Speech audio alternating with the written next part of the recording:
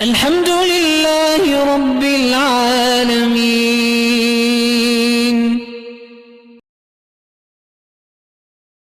میں آپ حضرات کا بھی اور ان تمام احباب کا جنہوں نے میری ہمشیرہ مرحومہ نور اللہ مرکزہا وادخلہا فی الفردوس الاعلی کی وفات پر تعزیت فرمائی، میرے غم میں برابر کے شریک رہے، اور بڑے مدارس میں الحمدللہ کراچی سے پشاور تک ان کے لیے لاکھوں کی تعداد میں کلمہ پڑھا گیا، ہزاروں کی تعداد میں قرآن کے ختم ہوئے۔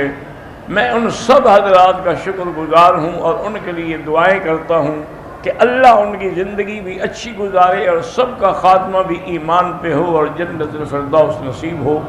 فجزاک اللہ خیر الجزا۔ یہ میرے لیے ایک بہت بڑا ہی عظیم صدمہ تھا۔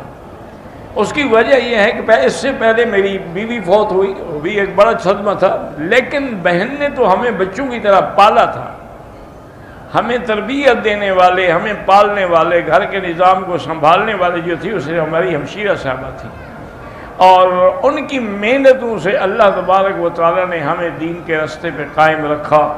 وہ خود بھی الحمدللہ، یعنی آپ اندازہ کریں کہ آخری وقت تک نہ حج چھوڑا، نہ رمضان کی تراویح چھوڑی، نہ تہجد چھوڑی۔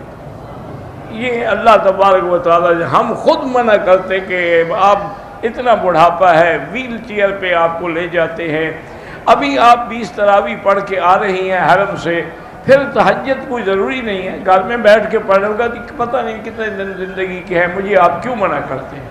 میں تو مسجد میں جا کے کسی قاری کے پیچھے قرآن سنوں گی۔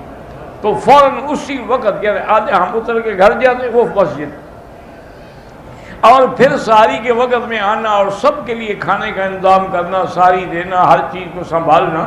تو اللہ تبارک و تعالیٰ ان کی مغفرت فرمائے، ان کے درجات بلند فرمائے، اور تمام مسلمان جو فوت ہو گئے اللہ ان سب کی قبروں کو باغ جنت بنائے۔